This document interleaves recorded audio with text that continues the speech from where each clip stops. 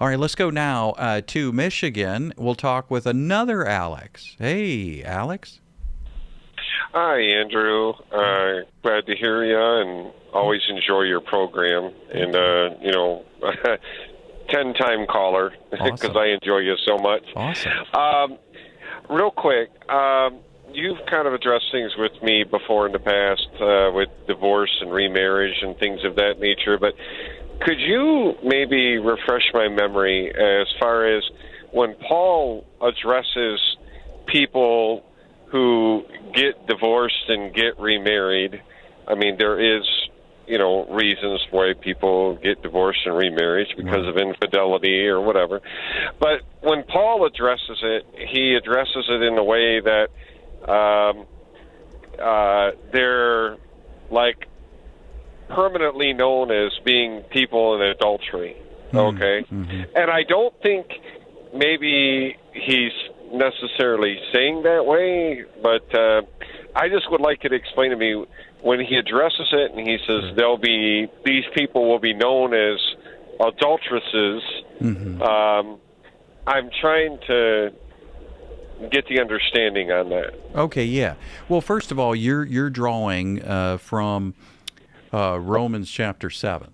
And Romans chapter 7 is not really about marriage, divorce, and remarriage. People think it is, but that's not really the topic.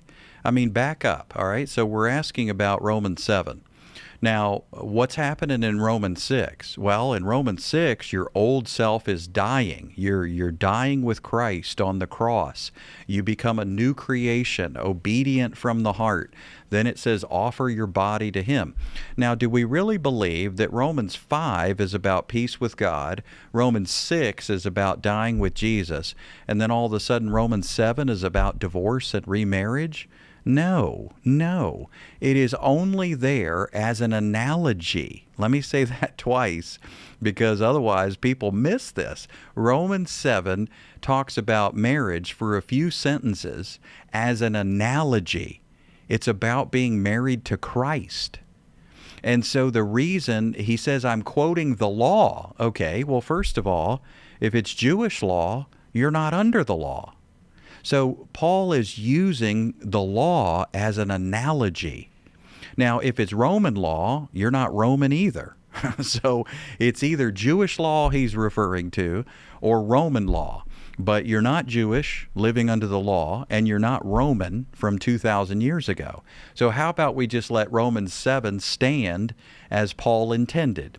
It's an analogy. And so he's saying that a person is bound to their spouse as long as they live, but if they die, they're free to get married. If the spouse dies, you're free to get remarried. Why is he bringing that up? Because he just finished saying your old self died, and now you're married to Jesus. You're not married to sin any longer. So he's trying to basically give us a Bible lesson here, a Sunday school lesson of, hey, are you married to two people at the same time? No, you can't be married to two people at the same time. You die, or they die, and then you remarry. So there's an analogy here, a word picture here, a beautiful illustration of dying with Christ and then resurrecting to newness of life in a whole new marriage. You're no longer married to sin, you're married to Christ. So that's what Romans 7 is about. It has nothing to do with pointing a bony finger in your direction and condemning you for your marriage or your divorce or your remarriage. He says, I'm talking to those who know the law, okay? So it's an analogy based on the law. But hello, Alex, you're not under the law. Christ died to free you from the law.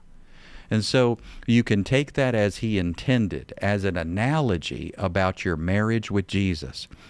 Now, as far as divorce and remarriage, I would invite you to pop over to 1 Corinthians 7, not Romans 7, but 1 Corinthians 7.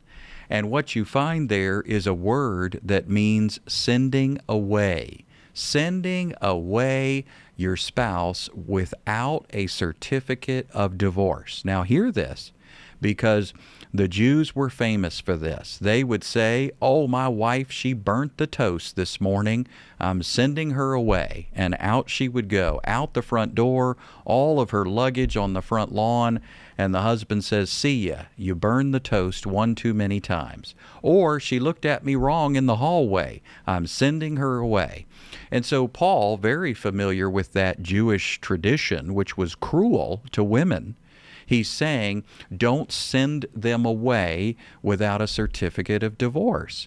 He's not saying that if you get a legal divorce, that you're somehow now a black sheep in God's family. Even under the law, there were provisions for divorce. If someone was abusive, if they weren't providing shelter and love, then divorce was even permissible under the law. Think about that. If it was permitted under the law, then is grace now stricter than Moses? Of course not. Let's use discernment, godly wisdom, try to save our marriage, but recognize our righteousness. For more